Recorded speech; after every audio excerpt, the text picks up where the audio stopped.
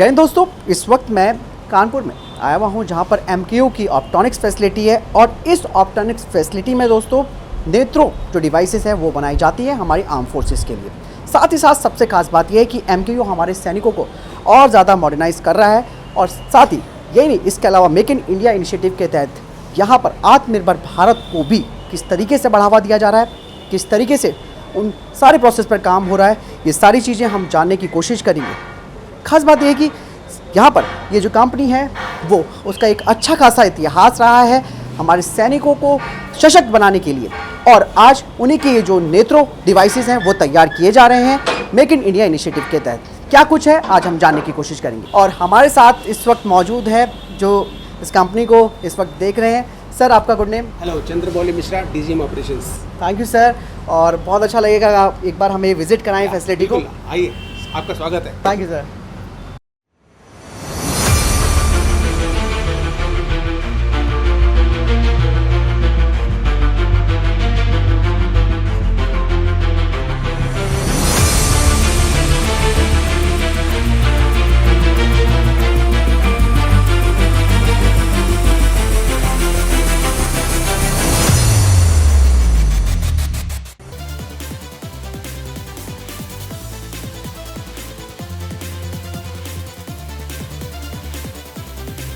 आइए, मैं अब आपको इलेक्ट्रॉनिक डिवीजन में ले चलता हूँ। हाँ। सबसे पहले मैं आपको इलेक्ट्रॉनिक डिवीजन में ले जाऊँगा, फिर उसके बाद आपको ऑप्टिक्स डिवीजन में। सबसे पहले हम अपने बॉडी का जो भी करंट है उसको रिलीज़ करते हैं यहाँ पे। प्लीज़ आइए, आप भी करिए। हाँ जी, आइए।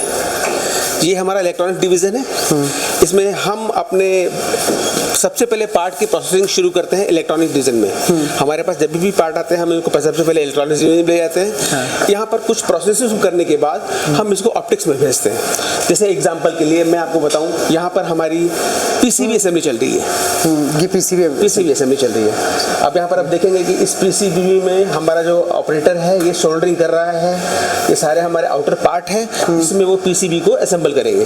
बहुत बारीकी से काम हो रहा है, बहुत बारीकी वाला काम है और बहुत ही प्रिसाइज काम है। आप देखिए, हमने यहाँ पर ऑप्टिक्स भी लगा रखा है कि आप एक इनलार्जर व्यू भी आप देख सकते हैं, मैग्नीफाई करके आप इनको देख सकते हैं इन चीज़ों को। दूसरा, अगर मैं कुछ और स्टेजेस पे ले जाऊँ तो हमारे कुछ और भी चाइल्ड पार्ट असेंबली होती है। जैसे इस चाइल्ड पार्ट असेंबली में देखिए, यहाँ पर भी हमारी चाइल्ड पार्ट असेंबली हो रही है। तो हाँ जी हाँ। तो अब बहुत सारे स्टेजेस हैं हमारे इलेक्ट्रॉनिक्स डिवीजन में, सब पार्ट्स हैं। इसको छोटी छोटी असेंबली में हम क्रिएट करते हैं, फिर इनको हम असेंबल करते हैं। इसी को हम इलेक्ट्रॉनिक्स असेंबली बोलते हैं।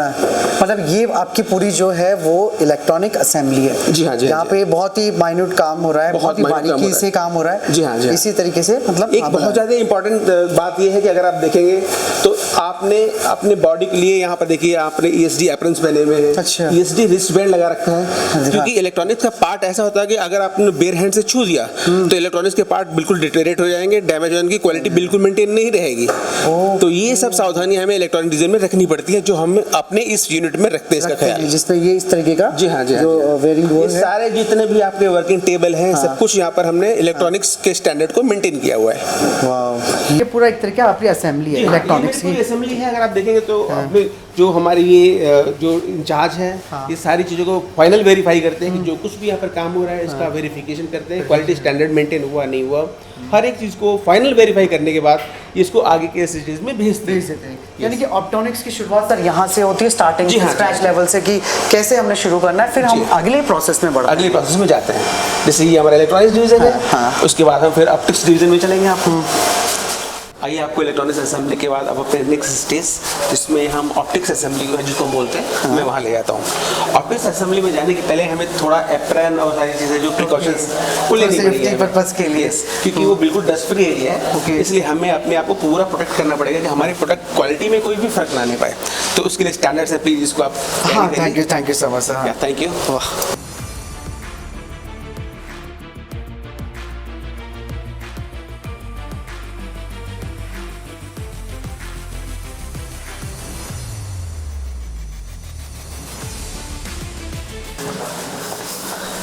सबसे पहले फिर आपको अपने पैर इस मैट्स पे रखने हैं ताकि अगर कोई भी डस्ट हो तो यहाँ पर निकल जाए।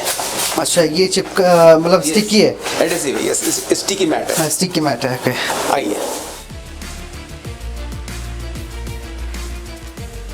अब अगले स्टेज पे जाने के पहले मैं थोड़ा सा आपको एम्फेसिस करूंगा कि यहाँ पर आने के बाद आपको अपनी बॉडी में अगर फिर भी कोई डस्ट पार्टिकल हो तो आपको ये हमारा इसको बोलते हैं क्लीन रूम, हमारी पूरी बॉडी क्लीन हो जाएगी। ये शावर है, तो यहाँ पर एयर आएगी शावर के थ्रू, अगर कोई पार्टिकल है तो वो भी सब यहाँ पर निकल जाएगा। आइए आपको फील कराता हूँ।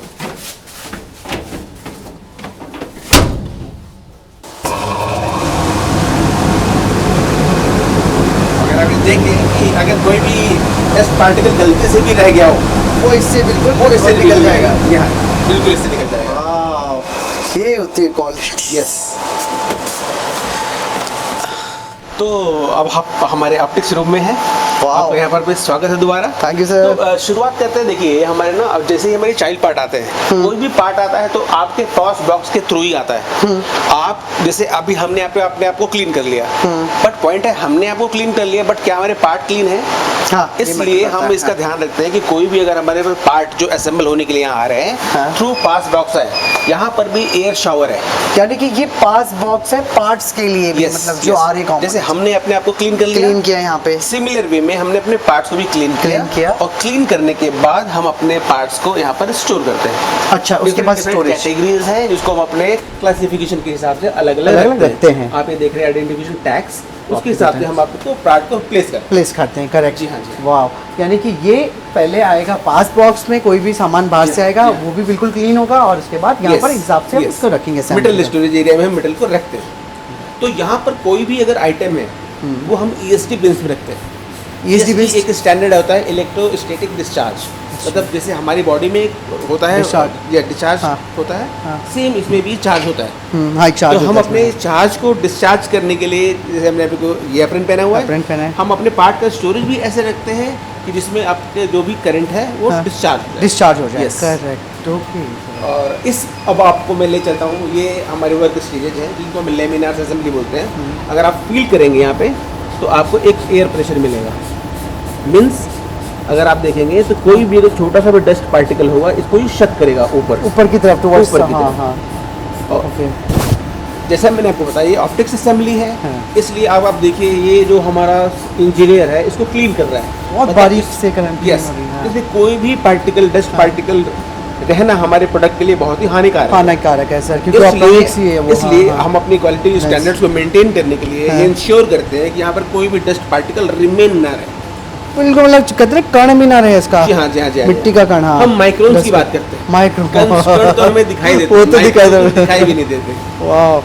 तो ये मेरी सारी स्टेजेज हैं जिसपे हम अपने स्टैंडर्ड को, क्वालिटी स्टैंडर्ड को मेंटेन रखते हैं, हम अपने प्रोसेस को करते हैं। अब आप देखिए, इसको डाउट हुआ इस इंजीनियर को कहीं ना कहीं उस पर पार्टिकल हो सकते हैं, तो उसने एयर फ्लश किया। जैसे ही एयर फ्लश करेगा ये तुरंत उसको सक्शन कर लेगा, जो भी निकलेगा तुरंत उसको शक कर लेगा। तो ये मेरा इलेक्ट्रॉनिक्स के बाद का सबसे बहुत महत्वपूर्ण एरिया है, ऑप्टिक्स असेंबली एरिया, जहाँ पर हमारे सारे इंजीनियर से ध्यान रखते हैं कि हमारी कोई भी डस्ट पार्टिकल ना हो और असेंबली एज पर स्टैंडर्ड हो और क्वालिटी अश्योर्ड हो। क्वालिटी अश्योर्ड हो। सबसे इम्पोर्टेंट हमारे महत्वपूर्ण यहाँ पर है क्वालिटी, एम्प्लॉय की सेफ्टी, और सेकंड नंबर पे क्वालिटी हम सबसे पहले तवज्जो देते हैं। तो अगर आप देखिए हमारे सारे जो इंजीनियर्स हैं कैसे, आप ये देखिए इस स्टेज को थोड़ा देखिए आप कि कैसे हमारा इंजीनियर इसको फोकस कर रहा है, कि क्लीन कर रहा है कि कहीं कुछ डस्ट पार्टिकल तो नहीं है।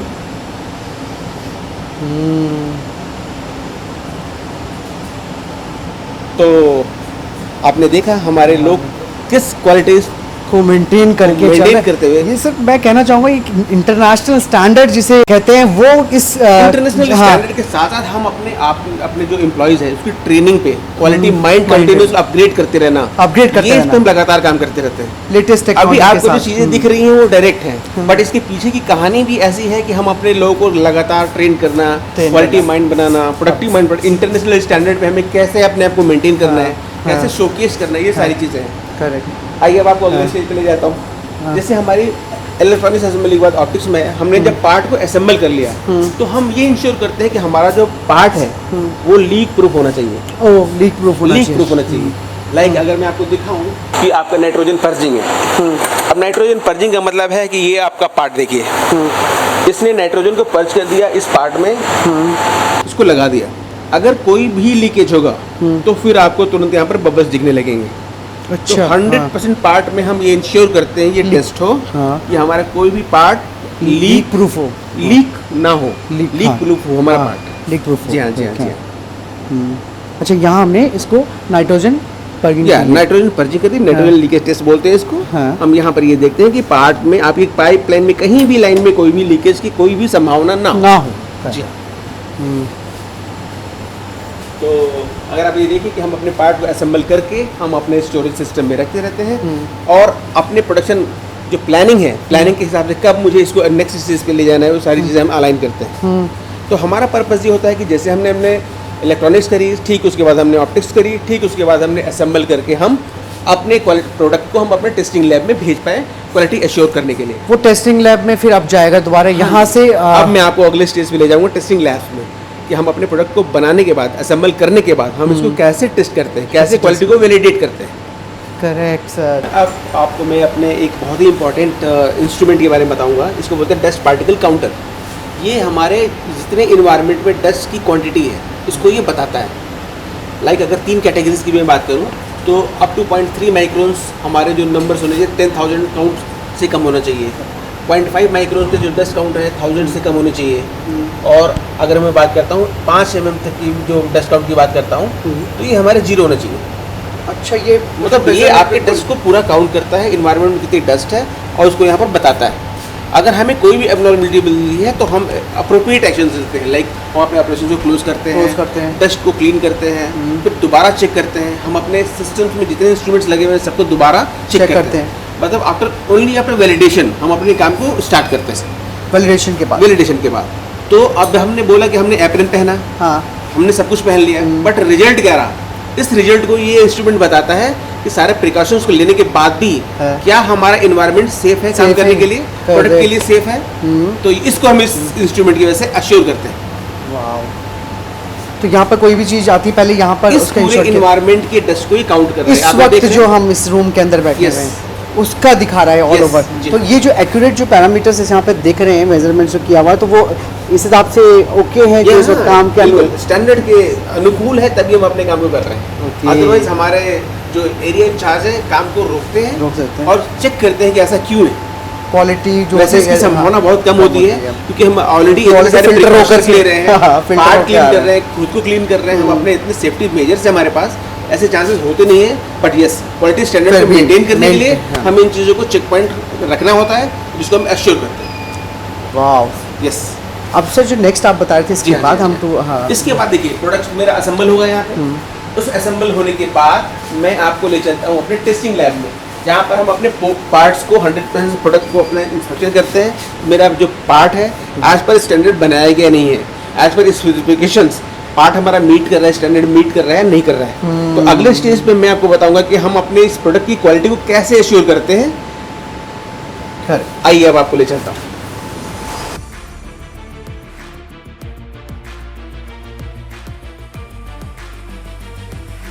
तो अब आपको मैं अपने टेस्टिंग लैब में ले चलता हूँ, जहाँ पर हम अपने प्रोडक्ट की रिलायबिलिटी को टेस्ट करते हैं। 100% पार्ट को यहाँ पर हम टेस्ट करते हैं। हाँ। तो आगे की जो भी डिस्क्रिप्शन होगी हमारे कलीग तोशिब आपको बताएंगे। तोशिब, ये जो आपकी फैसिलिटी है इसके बारे में थोड़ा बताइए कि यहाँ पर फाइनली किस तरीके से जब प्रोडक्ट आता है अंदर से तो वो कैसे एश्योर्ड होती है, क्वालिटी कैसे मेंटेन आप रखते हो? सर बेसिकली यहाँ पर जो भी हमारा प्रोडक्ट आता है, यहाँ पर हम लोग JSS और मिल स्टैंडर्ड्स, जो स्पेसिफाइड स्टैंडर्ड्स हैं फॉर मिलिट्री गेट्स, हम लोग उस पर अपनी टेस्टिंग करते हैं। ठीक है, ये हम लोग की वर्ल्ड क्लास लेबोरेटरी है फॉर इन्वायरमेंटल टेस्ट। सो ये हमारी थर्माशॉक मशीन है, जो हम अभी आपको बता रहे हैं कि जो नॉर्मल हमारे पास जो टेस्ट हैं, ठीक है, वो टेस्ट हम लोग जो करते हैं। थर्माशॉक मशीन, यहाँ पर हम लोग किसी भी डिवाइस पर थर्मली शॉक देते हैं। ऑल्टीट्यूड चैम्बर, जो कि किसी एक हायर ऑल्टीट्यूड पे जाने पे या लोअर ऑल्टीट्यूड पे जाने पे जो ऑल्टीट्यूड चेंजेस होते हैं उसको हम लोग उसको टेस्ट करते हैं। वाटर इमर्शन टेस्ट है, हम लोग की जितनी भी डिवाइसेस होती हैं वो IP68 रेटेड होती हैं, तो वाटर इमर्स्ड करके हम लोग उसको प्रॉपर देते हैं। क्लाइमेटिक चैम्बर है, क्लाइमेटिक के थ्रू जितने भी हीट, कोल्ड, ह्यूमिडिटी के थ्रू जो भी हिकअप्स आ सकते हैं हमारी डिवाइसेस पे, हम लोग उस पर टेस्ट करके देते हैं कि वो सस्टेन करती हैं कि नहीं करती हैं डिवाइसेस। इवन जो हमारी वाइब्रेशन चैम्बर्स हैं वो हमें ये इंश्योर करते हैं कि जो हमारी ट्रांसपोर्टेशन और जो रनिंग कंडीशन में जो शॉक्स या फिर बम्प्स और वाइब्रेशंस क्रिएट होती हैं उस पर हमारी डिवाइस की सस्टेनेबिलिटी क्या है. Even we are testing for higher shock test generates by recoils of rocket launchers and high weapons like MMG, LMG heavy tested. So I'll start with thermal shock.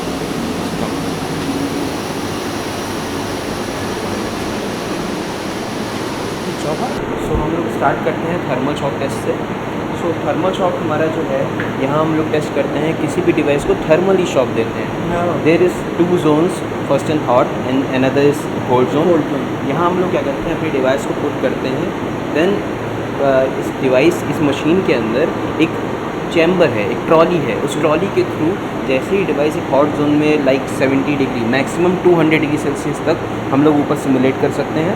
और नीचे उसी टाइम पे नीचे जो cold zone है उसमें हमारा -70 और -80 डिग्री तक के जो भी टेम्परेचर है उसको हम सिमुलेट कर सकते हैं. यानी कि एक्सट्रीम हॉट और एक्सट्रीम कूल. यस. सो उसको हम लोग थर्मली शॉक देते हैं फ्रॉम 200 टू -70.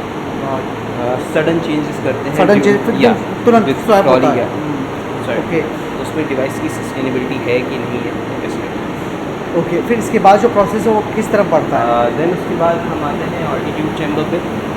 ये ऑल्टीट्यूड चैम्बर है. यहाँ पर क्या होता है कि जैसे ही हमारा कोई सोल्जर है वो हमारी डिवाइस को लेके किसी पीक पे जाता है. वो अगर एरोप्लेन में या फिर हेलीकॉप्टर्स में ट्रैवल करता है तो ऊपर जाते जाते प्रेशर डिक्रीज होता जाता है. करेक्ट. हाँ. सो ऑल्टीट्यूड जो चेंजमेंट है वो हमारी डिवाइस सस्टेन करनी चाहिए. बिकॉज ऊपर जाके कोई भी मैकेनिकल या इलेक्ट्रॉनिकल चेंजेस नहीं आने चाहिए. वो हम लोग उस पर टेस्ट करते हैं. इसमें सिमुलेट करते हैं up to 1200 MBAR to 200 MBAR millibar. That is जो हमारे अर्थ का नॉर्मल रहता है 1000 मिलीबार रहता है. हम लोग 200 मिलीबार तक उसको टेस्ट कर सकते हैं जो कि आई थिंक 30,000 फीट तक होता है. ये हमारी वाटर टेस्ट चैम्बर है. यहाँ पर हम लोग अपनी जितनी भी डिवाइसेस हैं उनकी वाटर इमर्शन टेस्टिंग करते हैं. मतलब अगर वो डिवाइसेस वाटर के अंदर चली जाती हैं या सोल्जर लेके चला जाता है तो ऐसा तो नहीं डिवाइस में कुछ मैकेनिकल चेंजेस आ जाए, वाटर में डिवाइस में चली जाए, डिवाइस चले ना, ऑन ना हो. तो जितनी भी इलेक्ट्रॉनिकल या फिर मैकेनिकल चेंजेस उसमें हम लोग टेस्ट करते हैं. कितनी डेप्थ तक टेस्ट होता है? Sir up to 100 metres. 100 metre तक. We can simulate up to 100 meters. There is chamber of 1 meter. अच्छा, 1 We can meter. simulate by pressure changes 100 meters की डेप्थ को सिमुलेट कर सकते हैं. अच्छा, यानी कि मतलब 100 मीटर तक आप अपने इक्विपमेंट को टेस्ट करते हैं Yes. यहाँ पर. ओके. क्योंकि नेक्स्ट प्रोसेस में आप कैसे आगे बढ़ते हैं? So this is the climatic chamber. अच्छा. ये बहुत स्पेशल इक्विपमेंट है. इसमें जैसा मैंने आपको बताया वहाँ थर्मली शॉक देते थे. यहाँ थर्मली शॉक नहीं है. एक टाइम पे एक टेस्ट को हम लोग सिमुलेट करते हैं. Even it is cold, even it is hot और ह्यूमिडिटी एज वेल. बिकॉज कई सारे ऐसी कंडीशंस होती हैं जहाँ पर बहुत सारी ह्यूमिडिटी आती है. So maybe lens becomes foggy. वो हम लोग चेक करते हैं. जैसे हम लोग चश्मे में आ जाता है तो हम लोग चेक करते हैं कि ऐसा तो नहीं कि लेंस के ऊपर फॉग क्रिएट हो रहा है या स्मोक क्रिएट हो रहा है. वो उसकी टेस्टिंग हम लोग करते हैं कि हम लोग लेंसेज या फिर जो भी हम लोग के ऑप्टिकल चेंजेस हैं उसमें चेंजमेंट ना आए, प्रॉब्लम ना आए. अच्छा, ये उसके लिए ये भी एकदम फ्रिक्वेंटली टेस्ट होता है. Yes, प्लस और minus yes, sir. Yes. Temperature.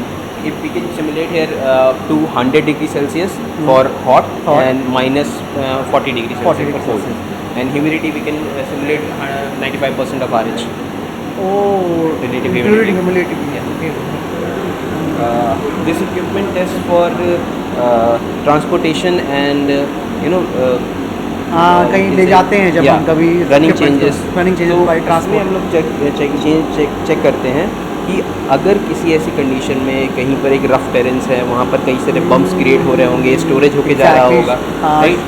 Soldiers इसको वेपन पे माउंट करके दौड़ रहे होंगे, कुछ वाइब्रेशन या बम्प्स क्रिएट होगा. आते ही हैं. ठीक है. ऑब्वियसली बात है उस कंडीशन में. तो हाँ. उस पर ये चीज़ें हमारी जो मशीन है, डिवाइसेस हैं, वो एक्चुअल में उसमें रिलाई कर पाएंगी, उसको सस्टेन कर पाएंगे उन वाइब्रेशंस को या बम्प्स को कि नहीं कर पाएंगे. यानी कि इसके अंदर के जो इक्विपमेंट्स के पार्ट्स हैं वो कहीं लूज तो नहीं हो जाएंगे. ना हो जाए. Yes sir. कुछ ये कितने उसमें टेस्ट होता है? कितने? सर ये तीनों एक्सेस में टेस्ट होता है. Even Z, X and Y. Right now हम Z एक्सेस में कर रहे हैं. लाइक X एक्सेस में भी इसको कर सकते हैं. देन इसको वर्टिकल पोजीशन में जाके Y एक्सेस में कर सकते हैं. मतलब इस चीज़ का भी ख्याल रखा है.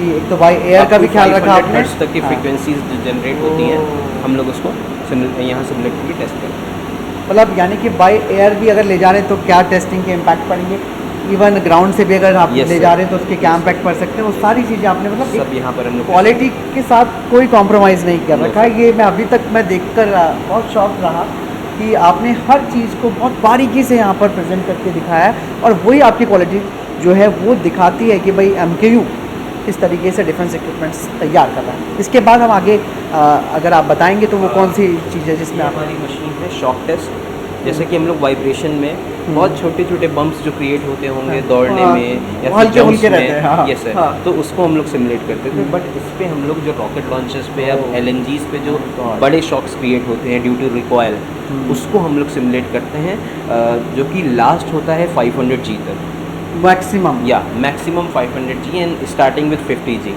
कि एक्चुअल में जनरेट होता है। वो हम लोग यहाँ पर सिमुलेट करके टेस्टिंग करते हैं, रगेड टेस्टिंग। हाँ। इसी वजह से हम लोग की डिवाइस की वहाँ फेल होती है। तो यहाँ पर ये प्रॉपर तरीके से यहाँ पर सिमुलेशन होता है, जी फोर्सेस का सिमुलेशन होता है कि कैसे रिकॉयल आएगा, तो रिकॉयल में जनरेशन में कहीं हमारी डिवाइस पे क्या इफेक्ट पड़ता है वो हम लोग टेस्ट करते हैं। फिर यहाँ से जब आपका एक प्रोडक्ट पूरा चेक हो जाता है, पूरे उसके सारे रिगरस ट्रायल्स, मैं कहना चाहूँगा कि जिस तरीके से रिगरस ट्रायल्स होते हैं कुछ तो वो आप करने के बाद एक फाइनल प्रोडक्ट आप लोग यहाँ से फिर आगे यस क्वालिटी की तरफ भेजते हो, जहाँ पर आपका QC है, yes final QC, final QC में यहाँ से आपका प्रोडक्ट जाएगा। तो ये क्या चीज़ है, ये thermal thermal devices sir. Okay, इसका ये कुछ इसमें मतलब आपने टेस्ट करना है, इसमें कुछ इस तरह दिखाए 500 G का, जैसे वी वांट प्रॉपर है, फोकस ऑन दिस, थोड़ा दूर हो जाओ।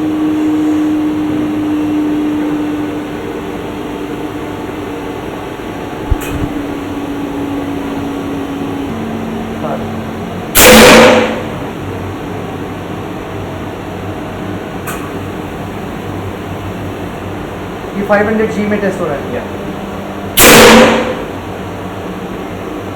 ये देखिए दोस्तों, किसी तरीके से भी कोई मतलब आप ये समझिए कि कोई भी चेंजेस नहीं आया है इस पर, और ये एज इट इज़ वैसे ही है, जबकि 500 G पे आपने इसको टेस्ट किया है। शीशे पे भी जो इनके लेंसेज है उस पर भी कोई इम्पैक्ट नहीं पड़ा, और बॉडी वैसी की वैसी है, कोई मैकेनिकल चेंजेस कोई मैकेनिकल चेंजेस इसके अंदर नहीं है। तो यही चीज़ दोस्तों क्वालिटी बताती है कि MKU क्या चीज़ तैयार कर रहा है। हर तरीके के टेरेंस के हिसाब से, हर तरीके के एनवायरनमेंट के हिसाब से ये क्वालिटी प्रोडक्ट्स MKU के ज़रिए देश में बनाए जा रहे हैं, लेकिन इंडिया इनिशिएटिव को ध्यान में रखते हैं। बहुत बहुत धन्यवाद आपका कि इतनी इम्पॉर्टेंट आपने जानकारी दी MKU के बारे में, खास करके जिस तरीके से आपकी ये टेस्टिंग फैसिलिटी है जहाँ पे बहुत रिगरस ट्रायल्स किए जाते हैं।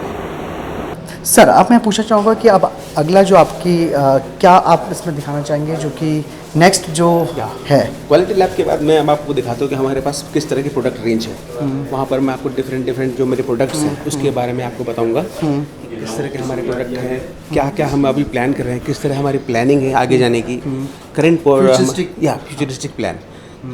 तो ऑप्टोनिक्स में आप क्या क्या चीज़ें अब जो जैसे R&D के भी हम जी लोग हाँ, जानने की कोशिश करेंगे, क्या क्या नया रिसर्च एंड डेवलपमेंट हो रहा है इसमें फ्यूचर अपडेशन के लिए। सर बहुत बहुत धन्यवाद, आपने MKU की इस ऑप्टोनिक्स यानी कि इस नेत्रो फैसिलिटी का हमें विजिट कराया, और देखने के बाद हमें ऐसा लगा कि वाकई में कि हम एक वर्ल्ड क्लास फैसिलिटी के अंदर आ रखे हैं, जो कि देश को आत्मनिर्भर बनाने की दिशा में जो MKU है उसका जो कदम है वो दिखाता है। तो मैं इस चीज़ के लिए सर ये बहुत ही अच्छा लगा, आपने हमें खुद सारी चीज़ें विजिट करवाई। सर मैं कुछ क्वेश्चन आपसे पूछना चाहूँगा, जब बात आती है प्रोडक्शन क्षमता की, कि कितना आप मंथली या डे आप अपने जो ये इंडिजिनियस साइट्स हैं उनकी डिलीवरी कर सकते हो? देखिए, इन चीज़ों की शुरुआत के लिए हम प्रॉपर हमारे पास एक डिपार्टमेंट है, इसको हम बोलते हैं प्लानिंग डिपार्टमेंट। तो हर एक चीज़ का हम प्रोजेक्ट प्लानर पे हम चीज़ों को डिस्कस करते हैं, कंक्लूड करते हैं टाइमलाइंस को।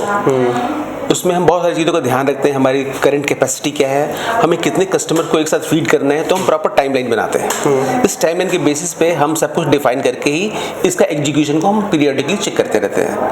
जहाँ तक रही बात हमारी प्रोडक्शन क्षमता की, वो 30 डिवाइसेस पर डे बनाने की हमारी है, जिसको आगे देखते हुए, क्योंकि हमारी क्वालिटी लोगों को पसंद आ रही है, कस्टमर को पसंद आ रही है, अब्रॉड में भी काफ़ी हमारा प्रोडक्ट पसंद किया जा रहा है इंटरनेशनल मार्केट में। तो इन चीज़ों को ध्यान रखते हुए हम अपनी क्षमता को 80 से 100 पर डे तक हम विकसित करने की हम प्लानिंग कर रहे हैं। इसके लिए हमारे को बहुत सारी चीज़ों में इंफ्रास्ट्रक्चर चेंज करना पड़ेगा। जैसे अभी आपने देखा कि कुछ कंस्ट्रक्शन साइट पे ऑलरेडी आपने काम करते हुए देखा होगा, चल रहा है काम। तो इन चीज़ों को हम एक्सपेंड कर रहे हैं ताकि हम अपने प्रोडक्शन क्षमता को बढ़ा सकें, 2 से 2.5 गुना तक हम बढ़ा सकें।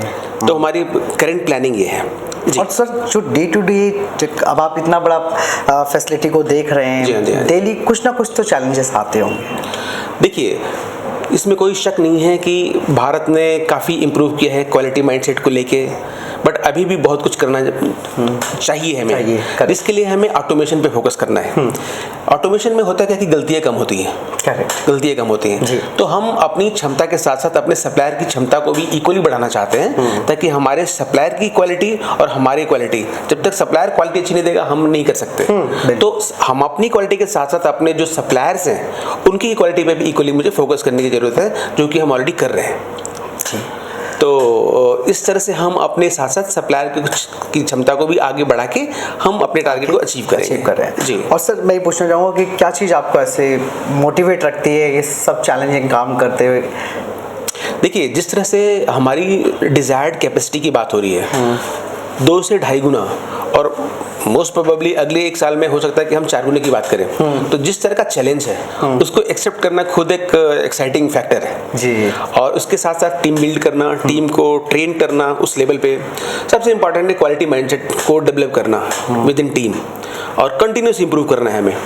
तो ये एक ऐसी चीज़ है, चैलेंज है, जिसको एक्सेप्ट करने में नो डाउट मज़ा आता है और आना भी चाहिए। MQ डिफरेंट चीज़ों पर काम कर रहा है और मॉडर्नाइजेशन को भी अडेप्ट कर रहा है। किस तरीके से फ्यूचर चैलेंजेस आने वाले हैं उनके लिए भी अपनी तैयारी कर रहा है, क्योंकि इनके साथ जो टीम में R&D टीम में लोग हैं वो यंग हैं, जो कि IITians हैं और अपने सब्जेक्ट का ज्ञान रखने वाले हैं। उन्हीं को सर जैसे जो सीनियर लोग हैं वो मोटिवेट रखते हैं ताकि चैलेंजेस को एक्सेप्ट करके एक नई चीज़ बनाई जा सके और देश को सुरक्षित किया जा सके। सर बहुत बहुत धन्यवाद आपका। बहुत बहुत धन्यवाद आपका।